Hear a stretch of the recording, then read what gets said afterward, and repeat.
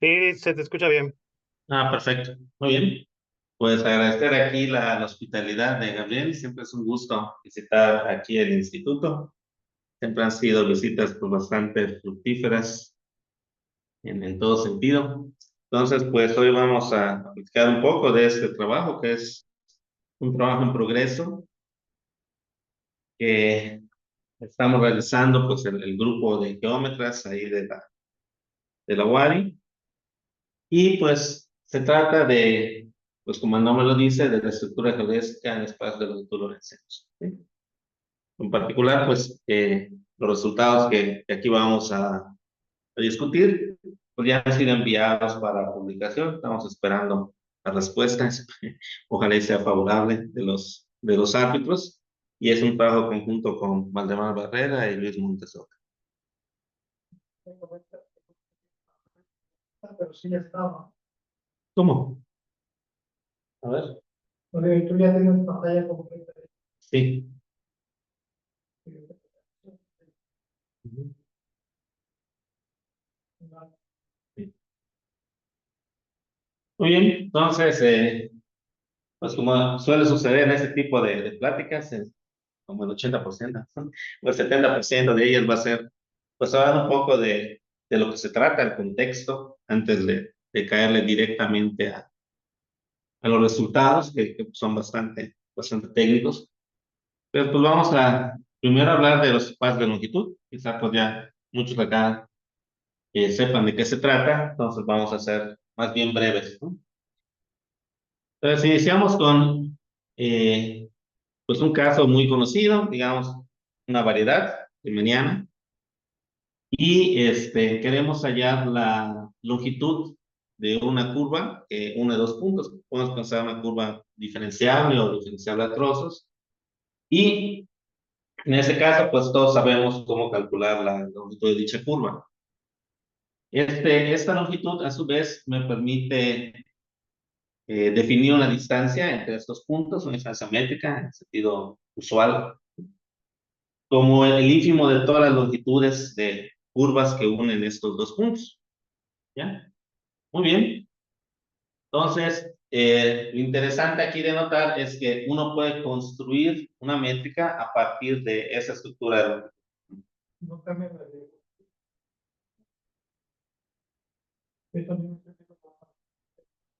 Anterior. O sea, no, eso no se despliega.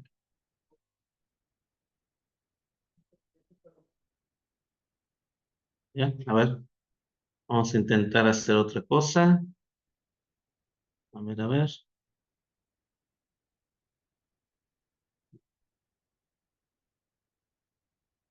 Voy a detener esto. Y se ve la primera lámina, estamos viendo por qué no se actualiza. Ujú. Vamos a ver nuevamente.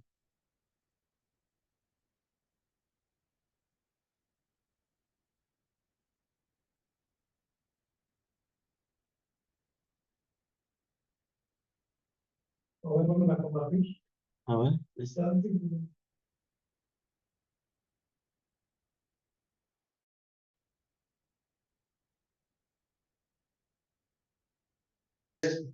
Como comentamos, aquí pues definimos una métrica a partir de una estructura de longitud.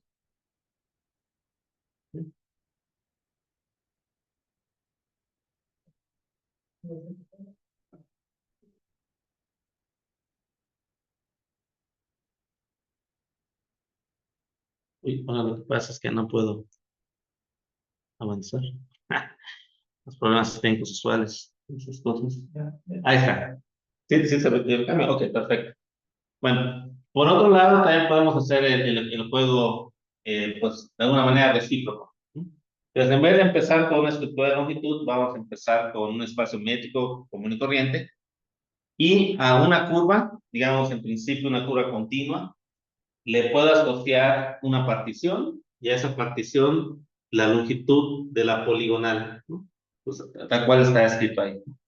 Me fijo en puntos sucesivos de la partición y calculo la distancia que los separa. La sumatoria de todo eso es la partición, la suma de la partición. y calculo, pues debido a la desigualdad del triángulo, puedo calcular este supremo y me va a dar un función de longitud en el sentido, pues, clásico del término. ¿Sí? Entonces, a partir de un espacio métrico, yo puedo construir una estructura de longitud. ¿Sí? Muy bien. Entonces, pues, como buenos matemáticos, tenemos, pues, estas herramientas. Una manera, o algo que surge de manera natural, es combinarlos, ¿no? Entonces, partimos del espacio métrico usual, luego le construimos su función de longitud, y a partir de eso construimos la métrica. Esto es algo que llamamos la métrica inducida, que es la que denotamos con ese gorrito allá arriba. Pero la métrica inducida, en principio, no tiene mucha relación con la métrica original. Entonces, aquí hay un ejemplo. Tenemos un espacio métrico, en este caso es R2. Pensamos los puntos como si fueran vectores y calculamos esta distancia, ¿no? Uno puede checar que cumple todas las propiedades de un espacio métrico y le hacemos este proceso de inducir la métrica, y la métrica inducida pues resulta ser esto que está acá, que si lo dibujamos pues quizá fuera un poco más explícito, y es la conocida métrica del centro, ¿no? O sea, dados dos puntos, si estos no son colineales con el origen, la distancia es simplemente ir de un punto al origen y luego del origen al otro punto, esa longitud. Y si son colineales con el origen, pues simplemente es ir entre los dos puntos, ¿no? Es así como funcionan, por ejemplo, los centros de distribución logística y tal. Es un espacio métrico muy conocido, pero vemos que no tiene mucha relación la métrica inducida con la métrica original. Muy bien. Entonces, a nosotros nos va a interesar precisamente el caso donde, los casos muy especiales, donde el proceso de inducir la métrica no me dé nada nuevo, es decir, obtengamos la métrica original del espacio.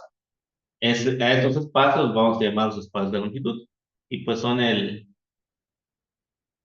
digamos, el concepto básico en esta teoría. ¿Sí? Vamos a decir que un espacio es geodésico si para cada par de puntos en el espacio pues existe una curva que realiza la distancia, es decir, cuya longitud coincide con la métrica. Muy bien. Entonces, algunos ejemplos. Vamos a poner aquí un ejemplo que pues, va a ser relevante, va a aparecer una y otra vez a lo largo de esta charla, es la métrica del taxi. Entonces, vamos a empezar, por ejemplo, en R2, o sea, que está R2, y dados dos puntos P y Q, pues aquí, por ejemplo, puso un camino de estos, este camino no realiza una distancia, pero bueno, aquí la distancia es esta, ¿no? O sea, básicamente vamos a pensar en movernos como si estuviéramos en una cuadrícula. Nos movemos en la vertical y en la horizontal, ¿no? Así más o menos como se mueven los carros en una ciudad cuadriculada, por eso es que tiene ese nombre métrica del taxi, ¿no? Entonces aquí hay dos ejemplos de dos curvas distintas. La curva gamma no realiza la distancia, pero la curva gamma 1 sí.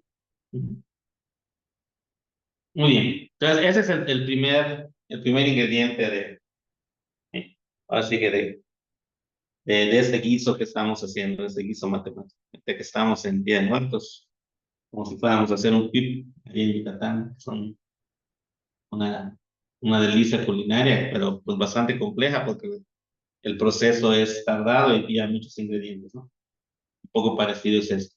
Segundo ingrediente va a ser la geometría de Lorentz.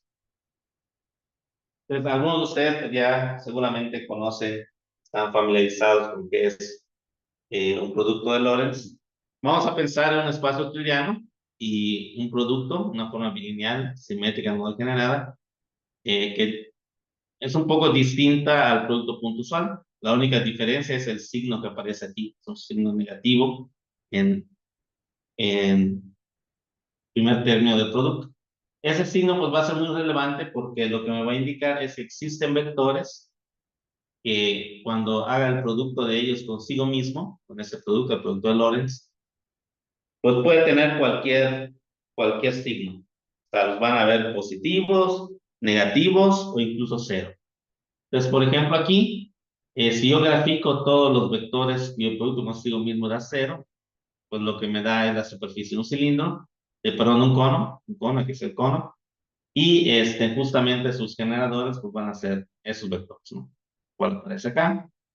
Esos vectores pues los llamamos tipo luz o nulos, que son estos que su producto consigo mismo es cero, y pues esto evidentemente separa el espacio en dos partes, digamos, lo que está dentro de cada una de las componentes de ese cono y lo que está por fuera. Los vectores que están por dentro son los que se llaman tipo tiempo y tienen la particularidad de que su producto es negativo. Por otro lado están los que pertenecen fuera del interior de esos dos conos, eso se llama espaciales, su producto es positivo, y los que son temporales y nulos se les suelen denominar causales. Muy bien, entonces esa es la diferencia en el tipo o en el carácter causal de los vectores en un espacio de Lorentz. Estos espacios pues son relevantes, digamos, en la física, corresponden con soluciones de las ecuaciones de Einstein, nos vamos a platicar un poquito más adelante. Y ahí el concepto fundamental en esta teoría son los espacio-tiempos. Espacio-tiempos son variedades de Lorentz, es decir, pues es una variedad diferencial, como siempre, solo que pues aquí en cada punto el producto que se le va a asociar es un producto de Lorentz. Y por lo tanto, pues puedo pensar que en cada punto tengo basado un cono, ¿no? Estos conos, dicho sea de paso, pues tienen dos componentes. Aquí pues estoy señalando una pintada en amarillo que me indica de algún modo, o físicamente así se percibe, como el futuro. Y la otra, pues es como el pasado. Entonces, si yo puedo hacer una asignación de este futuro y pasado de manera consistente a lo largo de toda la variedad, voy a llamar a esta cosa tiempo orientable. Y una variedad de Lorentz tiempo orientable es lo que se conoce como un espacio-tiempo. ¿Sí? Entonces, en estos espacio-tiempos existe una estructura que es fundamental desde el punto de vista de la física, que uno conoce popularmente como la teoría causal. Entonces, de lo que se trata es simplemente de establecer relaciones entre los distintos puntos. Estos puntos pues, representan eventos, es decir, ocurrencias físicas, fenómenos que pasan en un momento y en un lugar determinado, y queremos ver cuándo físicamente uno de estos eventos, una de estas ocurrencias, influye en otra. Y eso se materializa de manera abstracta como una relación. Entonces queremos establecer relaciones entre los puntos de este espacio-tiempo, de esta variedad de Lorentz. Entonces, eso se hace a través de curvas. Las curvas también se les puede asociar, algunas de ellas, un carácter causal. Por ejemplo, esa que acaba de aparecer, son curvas, la primera, la que está a la izquierda, es una curva temporal tipo tiempo. Eso quiere decir que en cada punto su vector tangente pues pertenece a la componente temporal, digamos, del cono. Entonces está por dentro, no está por fuera. Si pudiera darse el caso que en algún punto la curva esté sobre el generador del cono, como sería el caso de la curva que está a la derecha, podemos hablar de una curva causal. O sea, en cada punto el vector tangente es un vector causal. Pero estas son las curvas que son de interés, ¿sí? Son las que físicamente representan ocurrencias reales. Pero eso a su vez, como les comentaba, pues me define unas relaciones.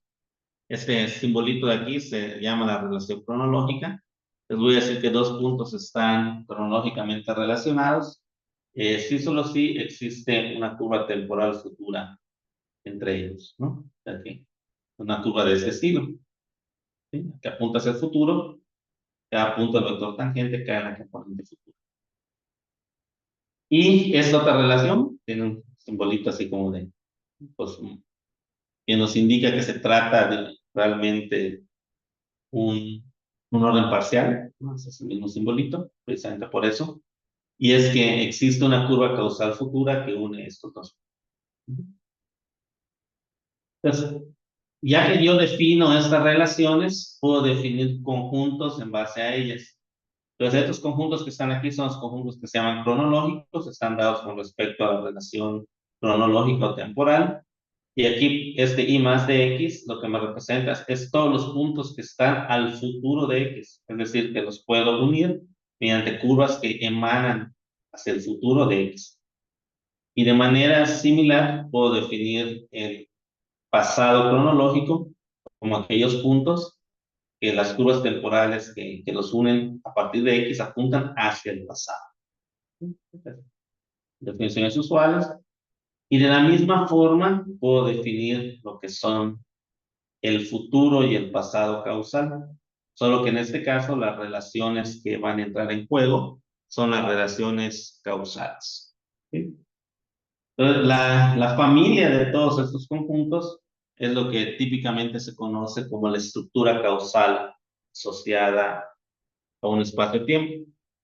Y la teoría causal, pues es un poco así como lo que sucede en la topología de conjuntos, en la topología general, pues es tratar de ver las propiedades abstractas que puede tener un espacio-tiempo en relación con esta familia de conjuntos.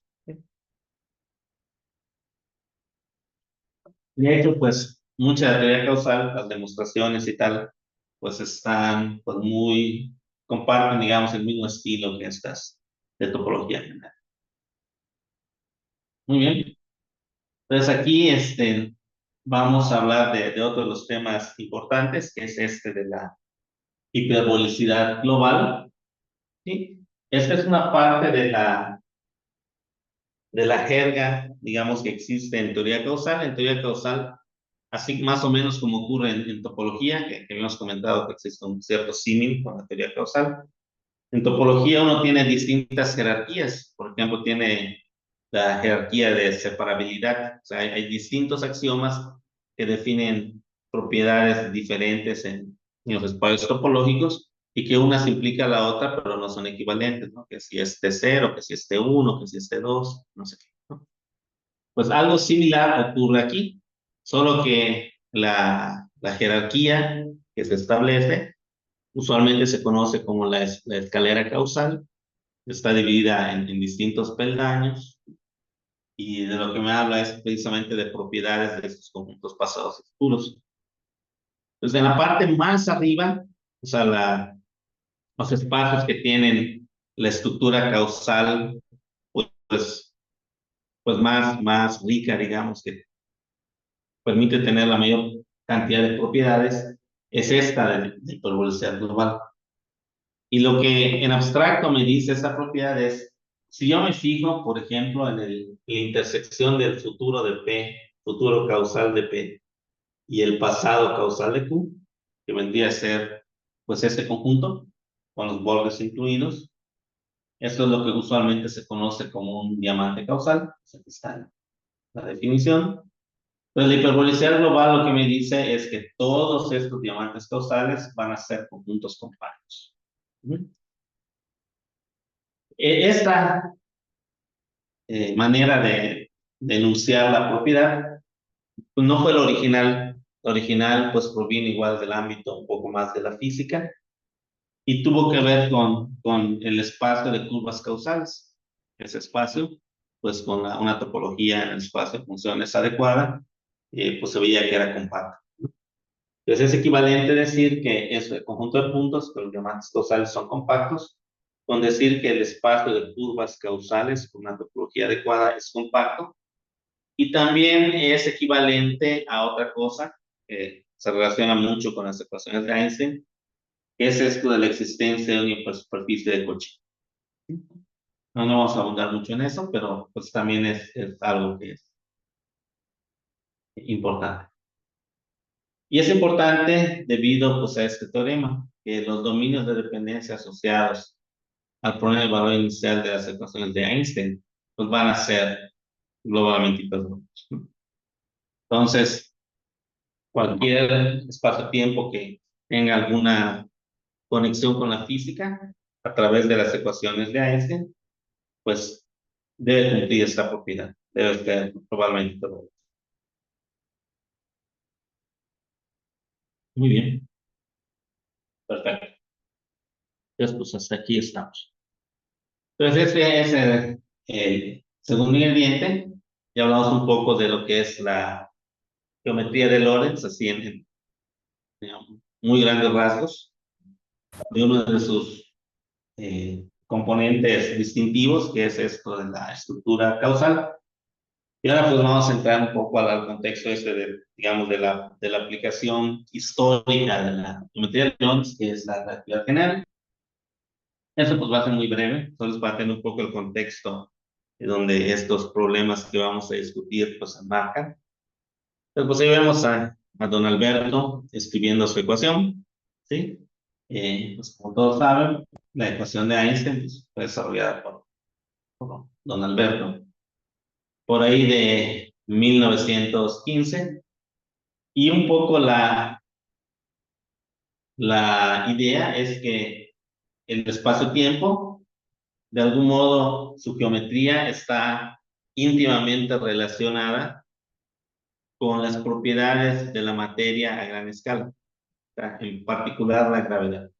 Entonces aquí es la ecuación de Einstein, lo que me dice el lado izquierdo es un conjunto de diferentes tensores, están relacionados con la geometría de esta variedad de Lorentz. Y en el lado derecho está una cosa que se llama el tensor de energía-momento, que simplemente me dice o me establece cómo se relaciona la materia y la energía a gran escala. Escala de galaxias, con las galaxias y esas cosas. Entonces, si yo propongo un modelo cosmológico, si yo digo que la materia y la energía se relacionan de cierta manera, o sea, yo estoy dando un tensor de este en el lado derecho, y el trabajo es encontrar, pues, en la mayor generalidad posible, todas las soluciones de esta ecuación, encontrar todas las variedades cuyas curvaturas, pues, satisfagan esto, ¿no? Este problema clásico en esta teoría. Muy bien. Entonces aquí, pues, hay un artículo que es así como histórico, muy famoso, ¿no? Pues nos habla y dice, primera observaciones de ondas gravitacionales por la colisión de dos agujeros negros, agujero negro binario. Pues esto, como se indica, fue en 2016, hace tiempos muy recientes. Aquí está el aparato con el cual se hicieron esas observaciones, es un interferómetro, el famoso LIGO. Esta es una de sus dos componentes.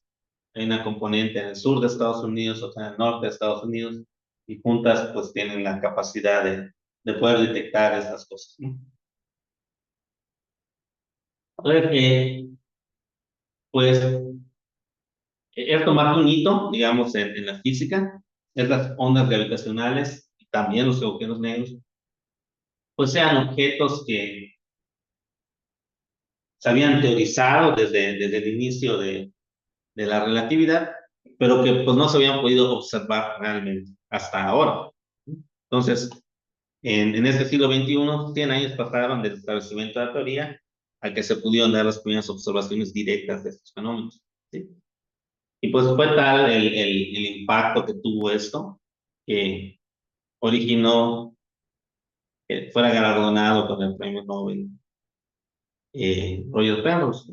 Si estuviera vivo Stephen Hawking, pues también se lo hubiera tocado, ¿no? Pero lamentablemente no está entre nosotros, ¿no? Muy bien. Entonces aquí, pues simplemente les voy a mostrar dos figuras que para los que estudian física son como muy clásicas. Ambas son del libro de Hawking and Ellis, The Large Structure of Space-Time. Es como la Biblia para cualquiera que inicie en estos rollos de relatividad. Y que aquí ilustran pues dos de las cosas de las que hemos estado hablando, ¿no? En la colisión de dos agujeros negros que está por acá y por aquí unas ondas gravitacionales. Las ondas gravitacionales son un modelo de espacio-tiempo que se distinguen por tener un campo luminoso paralelo. Sí, es básicamente lo que define una onda gravitacional. Y aquí lo que vemos es la colisión de dos agujeros negros, en la izquierda. Entonces aquí cada uno de estos cilindritos que forman, digamos, las mangas del pantalón, que se hace al final, digamos, representa agujero negro con su respectivo horizonte de eventos. Luego aquí se colisionan y ya forman un solo agujero negro, ¿no?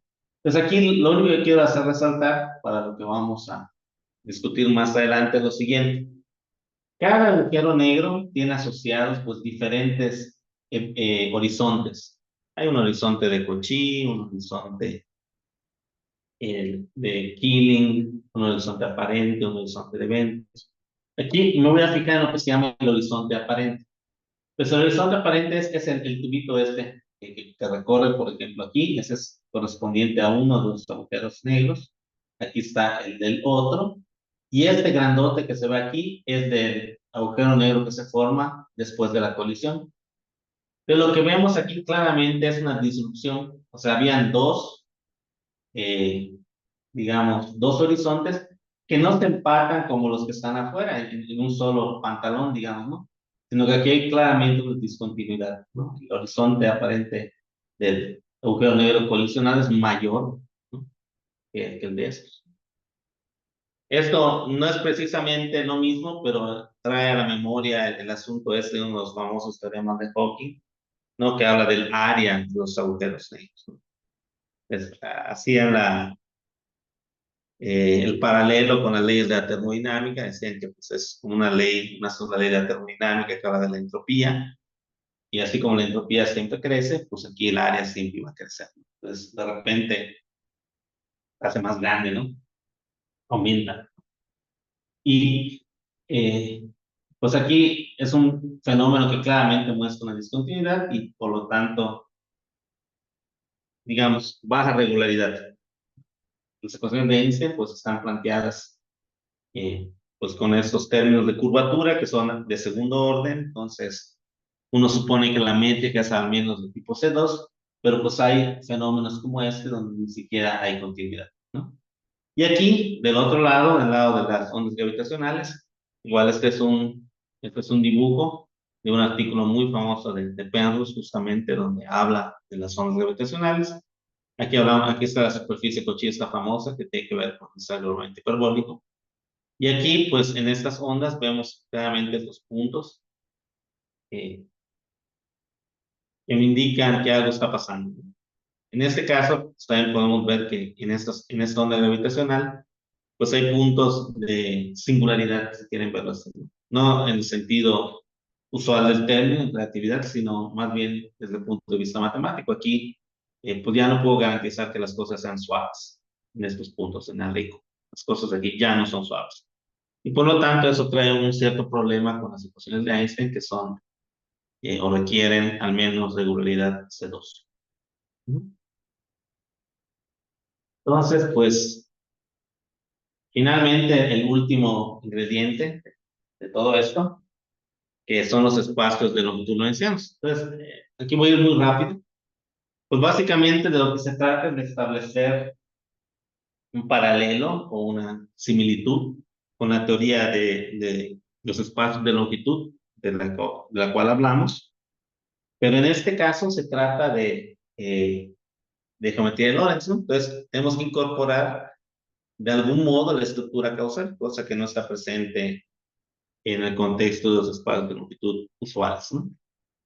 Entonces, aquí esta es una definición, la definición de un espacio causal, esa la dio igual Penrose, al principio de los 60, me parece, es una definición muy antigua, que pues básicamente abstrae las propiedades de las dos relaciones. Es que quiero un conjunto y dos relaciones en él que cumplan pues, ciertas propiedades.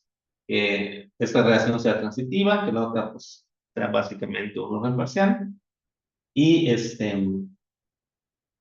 y ya, ¿no? Entonces, esa primera parte de la definición es, pues les digo, muy antigua. Y la segunda parte, que es la que tiene que ver más con estas cuestiones de longitud, es la de una función de separación temporal. Es una función de separación temporal, eh, pues viene dada ahora sí que en un espacio topológico, ¿sí? De hecho, en un espacio métrico, que tenemos la función, que tiene la propiedad de ser semicontinua por abajo respecto a la topología inducida por esta métrica. y que cumple una desigualdad de triángulo invertida para puntos que estén causalmente relacionados y que sea cero si los puntos no están relacionados y positiva si están relacionados con algo. Esta separación temporal también, por lo que está haciendo, es simplemente abstraer las propiedades que tiene su equivalente en el contexto de la geometría de Lorentz. En la geometría de Lorentz existe una separación temporal que cumple todo esto, ¿no? Y esa separación está dando también por longitudes de curvas. ¿Está aquí la definición? Esta es la parte más reciente. O sea, la definición de esta separación temporal pues se debe a Kunz y Sam en un artículo que es el que dio inicio a toda esta teoría. El artículo pues fue publicado apenas en el 2018. Te voy a llamar un espacio de prelongitud lorentziana, que va a ser, digamos, el objeto básico de nuestro estudio. Pues va a incorporar todo. Va a ser el espacio con sus dos relaciones, con su topología y con su topología dada por una métrica y por su función de separación temporal. Entonces, el espacio con las relaciones es un espacio causal y esta función pues va a ser una separación temporal. En este punto, esas dos cosas, y estoy hablando de un espacio de prelongitud. Y bueno, les decía, si tengo una separación temporal, yo puedo definir la longitud de una curva en relación con esta separación temporal. Como la desigualdad del triángulo está al revés, en vez de tomar supremos como ínfimos para las particiones. Y en base a esto yo puedo definir ahora el supremo de las longitudes de estas curvas, ¿no? Y voy a llamar un espacio de longitud lorentziano, es un espacio de prelongitud, ¿sí? Donde pues se cumple que esta cosa es equivalente a la separación original. Digamos, esta tau así caligráfica es como la separación inducida, si quieren verlo así. Bueno, aquí está como muy a grosso modo porque también hay que añadirle algunas hipótesis adicionales, ¿sí? Aquí no las estoy poniendo, pues son hipótesis que tienen que ver con propiedades locales. O sea, son condiciones que asemejan las propiedades de unas vecindades normales convexas en una variedad eh, lorentziana, ¿sí? Entonces son un poco técnicas, no las voy a poner acá. Pues eso es para tener en cuenta que no solo es esto, no solo es esa condición, sino que hay otras condiciones asociadas, ¿sí? Muy bien. Entonces los ejemplos pues más llamativos de estas estructuras son métricas de baja regularidad, ¿sí? Eh, con algunas condiciones adicionales. Los espacios-tiempos con frontera temporal. Una construcción que es muy común cuando uno, más que común, muy estudiada, que son las completaciones causales. Esas pues pertenecen, digamos, a una cierta familia de cosas conocidas y otras cosas que surgieron a partir de esta teoría, ¿sí? Que serían los productos, cierto tipo de productos y ciertos conos, ¿sí? Entonces, los productos y conos, pues, son propios, o sea, existen a partir de esta teoría. En cambio, estos, pues, ya existían desde antes, solo vemos que satisfacen las condiciones. Muy bien. Pero, aparte de todos estos ejemplos que son, les digo, eh, muy relacionados sobre todo estos primeros tres, muy relacionados con la física y con la relatividad. Esos que voy a estar a continuación, pues sí no tienen mucha relación. Estos embudos que aparecen también en el trabajo original de Kuznetsov, pues no tienen ninguna referencia en física, ¿no? Las cosas ahí muy subgéneris, digamos, ¿no? Se construyen pues uniendo un futuro y un pasado con una curva. Entonces eso físicamente pues no tiene ninguna interpretación, ¿no? Entonces, más bien eh, como algo un poco raro, ¿no? sea, cumplen todas las propiedades matemáticas, pero físicamente no tienen ninguna interpretación. Pero también desde hace algunos años se empezó a notar que esas estructuras pues sobrepasan el ámbito usual de la relatividad. Entonces tenemos, por ejemplo, estructuras de contacto. Pues, es sorprendente, ¿no? Que algo diferente, completamente fuera del espectro de la relatividad, apareciera como una de estas cosas, ¿no? Entonces, surge de manera natural preguntarse qué tan general son estas estructuras, ¿no? Pues ya cumplí con lo que había dicho, un 70% de la plática para hablar de lo que se trata este desarrollo, y ahora sí, pues ya vamos a hablar de de lo bueno, ¿no? De las aportaciones. Entonces, ¿cuál es la motivación principal, ¿no? Para este trabajo? La teoría de hiperespacios, ¿no? Entonces, vamos a empezar con una familia de conjuntos compactos, ¿no? Tomamos todos, por ejemplo, los compactos en R. Hay un teorema muy famoso de Curtis y Shorey que muestra que este espacio es homeomorfo al cubo de Hilbert menos un punto. Y si ahora me fijo en el espacio de todas las bolas cerradas, que pues en el caso de R también van a ser compactas, esto pues es equivalente al cubo de Hilbert, ¿no? Un teorema muy famoso en la teoría de continuos. Y muy recientemente, Sariñana Antoñana y en la UNAM, pues pudo establecer algo pues, bastante interesante, ¿no? Ahora me fijo en el hiperespacio, pero considerando la métrica de Gromov-Hausdorff. Y este hiperespacio, eh, resulta que también tiene estas propiedades, ¿no? Y pues estamos pensando en isometrías, que tiene la misma propiedad de que si me considero el hiperespacio asociado a R, lo que voy a tener es el cubo de Hilbert sin un punto, y si me considero las bolas cerradas, pues voy a tener el cubo de Hilbert. Entonces, ahora vamos a pensar pues en un caso así, pues sencillito, el de las bolas cerradas, con la métrica de Hausdorff nada más, ¿no? Y aquí lo que queremos hacer es describir este espacio, ya no desde el punto de vista de los homeomorfismos, como se hace en la teoría de continuos, la teoría topológica, digamos, sino geométricamente, ¿no? Y bueno, pues aquí vamos a hablar un poco de la estancia de Hausdorff. Estancia de Hausdorff entre dos puntos. Bueno, aquí voy a quitar esto. Estas son propiedades generales que tiene la distancia de Hausdorff. Lo importante es que aquí uno puede hablar de geodésicas en, en la distancia de Hausdorff. De manera explícita uno se puede definir de esta manera. Estas son geodésicas que unen puntos en la distancia de Hausdorff, ¿no? Pues acá hay un ejemplo de cómo funciona la distancia de Hausdorff. Por ejemplo, si me considero en Rn, me considero dos bolas. La distancia de Hausdorff asociado a dos bolas, pues va a ser la suma de la distancia entre los centros y la diferencia entre los radios. Entonces eso nos hace pensar en un producto tipo taxi, o sea, un espacio métrico que tiene esta forma de medir, ¿no? Es muy similar a como sucede en la métrica del taxi. La métrica del taxi tenemos que pensar en R cruz R, o sea, en R2, con esta misma definición, ¿no? Entonces aquí pues lo que tenemos es un factor real y aquí un factor correspondiente, pues, al espacio de nuestros bolas, ¿no?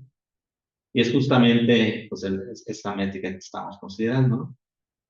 Entonces aquí lo que aparece es que, al igual que sucede en la métrica del taxi, van a haber una infinidad de segmentos geodésicos uniendo dos puntos, ¿no? Como sucede aquí, esas son dos geodésicas. Y pues eso también me indica que las geodésicas se bifurcan. O sea, a partir de un punto, pues puedo seguir diferentes caminos y seguir realizando distancia, ¿no? Y esto a su vez lo que me implica, o sea, si pensamos en la teoría de espacios de longitud, es que este tipo de espacios no tienen curvatura acotada, ni por arriba ni por abajo. Entonces, pero esa propiedad es muy interesante, de ver que cualquier segmento geodésico se puede extender, ¿no? Eso nos dio pie a definir lo que es la extensividad geodésica fuerte, que cualquier segmento se puede extender a un radio, o sea, indefinidamente, ¿no? Entonces aquí, pues básicamente lo que estoy diciendo es que yo puedo, cuando tengo un espacio de este estilo, yo le puedo asociar al conjunto este de todas las bolas cerradas un espacio que es como tipo taxi, ¿no? Porque la métrica de Hausdorff, pues justamente funciona así, ¿no? Y la pregunta sería, ¿cuándo esta correspondencia me da lugar a una isometría, ¿no? Y justamente eso pasa cuando se tiene esta propiedad de la extensividad geodésica fuerte. Y como consecuencia de eso, pues tenemos algo pues que nos llamó mucho la atención, que es que se da este fenómeno de la rigidez isométrica. O sea, claramente cualquier isometría del espacio X en sí mismo, pues va a dar lugar a una isometría pues, del espacio de las bolas. Pero resulta que no hay otras isometrías. Cualquier isometría del espacio de las bolas tiene que provenir de una isometría del espacio.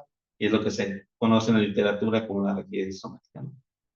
Y eso lo pudimos probar cuando, además de la extensividad geodésica fuerte, requerimos que los puntos medios sean. Y bueno, pues ya aquí ya describimos cómo funcionan las cosas con distancia Hausdorff. Y uno de los proyectos que tenemos ya avanzado es cómo describir ahora geométricamente, utilizando toda esta herramienta, pues este hiperespacio, el cual topológicamente, Antonian ya nos dijo que va a ser cubo de Hilbert menos uno. Bueno, ese ya se cubo del completo, ¿no? Muy bien, entonces esa fue la motivación, ese fue un trabajo que hicimos en el 2021, se publicó, ¿no? Y pues si ya lo hicimos en el contexto de los espacios de longitud usuales, pues vamos a tratar de replicar algunas de estas cosas en los espacios de longitud lorentzianos. Entonces, lo primero es tener una noción similar a la de un producto taxi, pero ahora en este contexto.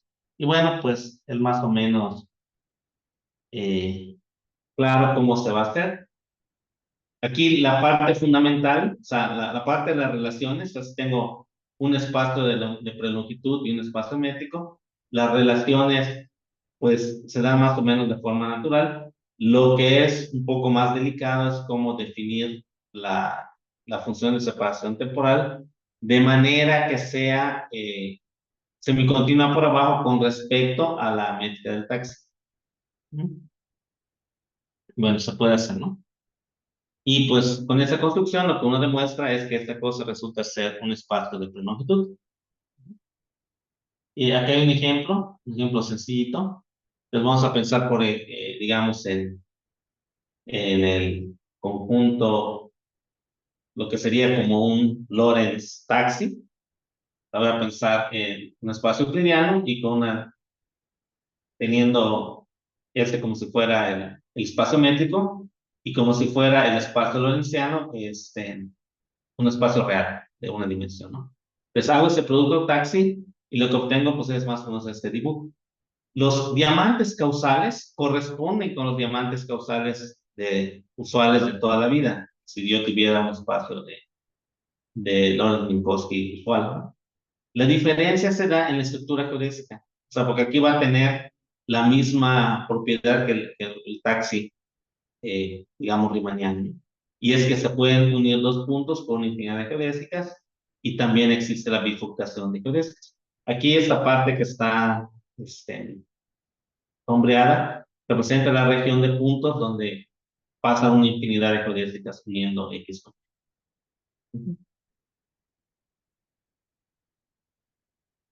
Bueno, un aspecto importante es que aquí se pueden explícitamente describir las curvas que realizan distancia. Ya no las llamamos geodésicas, simplemente llamamos maximales, en el sentido de que realizan la distancia.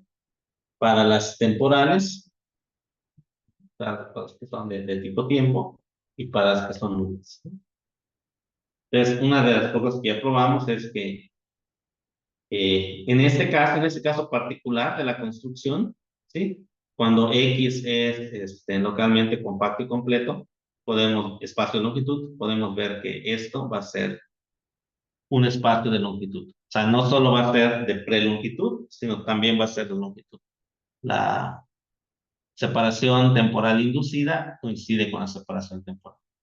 Y pues les decía, también hay que tener cuidado con la parte local, o sea, cómo definir estas vecindades que asemejan mucho a las vecindades convexas, y pues resulta que las podemos definir de ese estilo. Entonces, solo para expresar, ¿no? Y así como hay ese producto, también podemos definir un producto que es similar en algún modo con lo que sería la métrica uniforme en los espacios euclidianos. Y pues ahí de nuevo, hay que definir las relaciones y la función de separación temporal. De nuevo, podemos demostrar que esa construcción en general me va a dar un espacio de prelongitud. Aquí la diferencia es que ambos son espacios de prelongitud. En el caso del producto taxi, pues uno es un espacio de prelongitud y otro es un espacio métrico. Aquí tenemos dos espacios de prelongitud. Y por eso, nuevamente me da un espacio de prelongitud. Y lo que podemos probar es que se cumple una condición adicional, esta de ser regular, el producto va a ser un espacio de longitud. Entonces, ya tenemos ciertas construcciones generales que pues no estaban en literatura, es una edición consideramos importante. Y ahora lo que vamos a hacer es utilizarlas para describir lo que serían estos superespacios en contexto de la geometría de los espacios de longitud lorentzianos, ¿no? Entonces, a lo largo de todo esto vamos a suponer que esta función de separación temporal es continua. Eso al final de cuentas pues no va a ser gran dilema porque un resultado clásico nos dice que siempre que la cosa sea globalmente hiperbólica, su función de separación temporal va a ser continua y la mayor parte de las aplicaciones que vamos a utilizar pues van a requerir que sean globalmente hiperbólicos, los espacios-tiempos que estamos considerando, ¿no? Entonces aquí definimos igual entre los conjuntos. Ahora entre conjuntos hay que definir lo que serían, bueno, la distancia pues va a ser la distancia de Hausdorff. Y cuando vamos a definir las relaciones, hay que tener cuidado. En el caso de los puntos, si uno está al pasado del otro, quiere decir que ese otro está al futuro del ciclo original, ese trabalenguas, ¿no? Pero en el caso de los conjuntos, eso ya no es así. O sea, por ejemplo, aquí vemos B está al futuro de A, pero A no está al pasado de B. ¿Sí? Entonces para definir la relación, hay que definir ambas cosas, ¿no? De uno está al futuro y otro al pasado, ¿no? Bueno, aquí pues voy a pasar más bien rápido. Esto es cómo uno construye a partir de lo que serían equivalentes a vecindades tubulares la función separación temporal. Y pues afortunadamente este hiperespacio resulta ser un espacio de longitud, un espacio de longitud. Ahora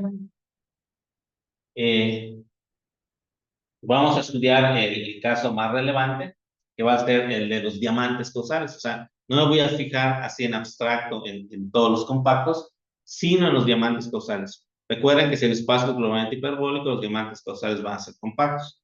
Entonces, esto sería como el equivalente al espacio de las bolas cerradas, en el caso riemanniano, ¿no? Entonces, aquí puedo definir este hiperespacio, ¿no? Y un poco la inspiración de todo este rollo es que si nos vamos a una dimensión, pues justamente los diamantes coinciden con los intervalos. Entonces, es básicamente lo que estamos viendo aquí. Este espacio que nosotros ya estudiamos muy bien desde el punto de vista de los espacios de longitud, en el caso lorentziano, pues coincidiría con estos diamantes. Entonces, la primera cosa, ¿no? Queremos ver cómo se comportan dos diamantes que están causalmente relacionados, o sea, que cumplen esa condición. Eso se traduce en sus vértices, digamos, relaciones que cumplen sus vértices, ¿no? Y eso nos permite, pues, deducir dos cosas. Que si yo tomo la vecindad tubular con respecto a la distancia del taxi de uno de estos diamantes, nuevamente me da un diamante. Y otra cosa, si considero la intersección de dos de estos diamantes, nuevamente me da un diamante. Esto no siempre sucede, no siempre que intersecte dos diamantes nos va a dar un diamante. Pero si están causalmente relacionados, eso sí va a suceder. Eso a su vez me permite definir las geodésicas, los puros maximales, pues tal cual ocurre en el caso de Mariana, ¿sí? Como la intersección de estos vecindades tubulares. Ojo que aquí pues no tienen la misma forma, digamos, ¿no? Son simplemente análogos, les digo así, vecindades tubulares, pero sí son un poco diferentes. Uno los pensaría en el contexto riemanniano, ¿no? Y pues el resultado interesante es que el hiperespacio sí resulta ser un espacio de longitud globalmente parabólica.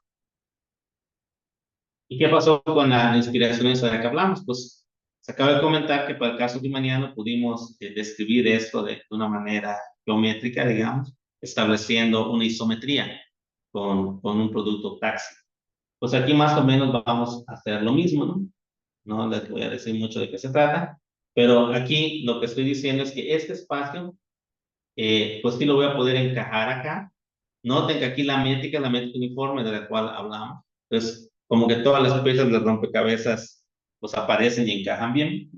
Este espacio, pues, no esta función jamás va a ser sobre, pero su imagen va a ser encajada acá.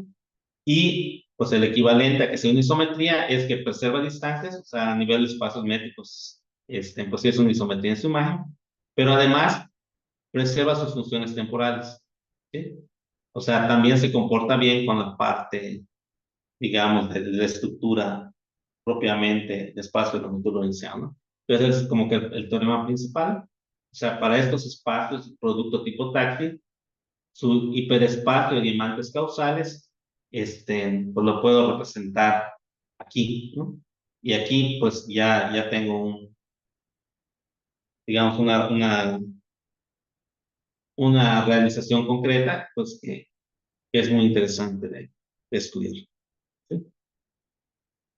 Y bueno, pues las referencias, el libro de Buraro, pues es la Biblia de la geometría métrica. De Kunstler Saman es el trabajo fundamental de espacios de longitud. Ese de Jan Nadler, pues es para cualquiera que quiera interesarse en literatura de hiperespacios. Ese es el que ya publicamos de los espacios, del hiperespacio métrico. Y pues en el ARGA ya está con nuestro trabajo en diamantes causales. Pues por mi parte es todo. Terminé por el tiempo. Sí, Muchas gracias. muchas gracias. Muchas gracias, Didier, por tan interesante charla, bonitos dibujos que tampoco yo conocía. Muy bien. Empezamos. Si alguien tiene una pregunta, por favor.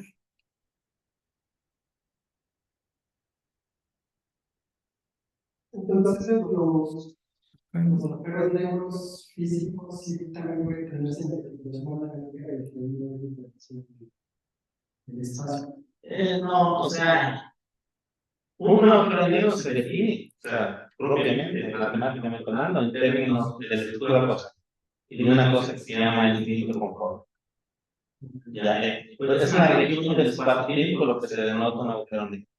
Lo que suele suceder es que dentro de esa región hay una singularidad en el sentido de que existen geodésicas que son inextensibles pero no son completas. O sea, hay incompletas geodésicas.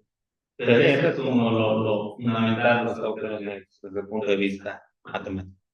O sea, son regiones del espacio-tiempo donde existe incompletez geodésica. Lo que mostré es otra cosa, es un poco diferente, ¿no? Simplemente para demostrar que hay contextos donde los presupuestos de la relatividad general no necesariamente se satisfacen, en el sentido de que el tensor métrico yo ya no puedo pensarlo tal cual como un objeto de clase C2. Y ha habido, pues, desde hace décadas, pues estudios sobre cómo ir bajando la regularidad a la teoría, ¿no? A la teoría, pues que sea cada vez menos regular.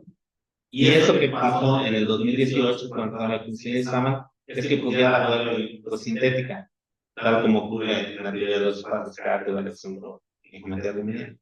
Entonces ahí ya es completamente otro panorama, otras técnicas, ya un rollo completamente diverso.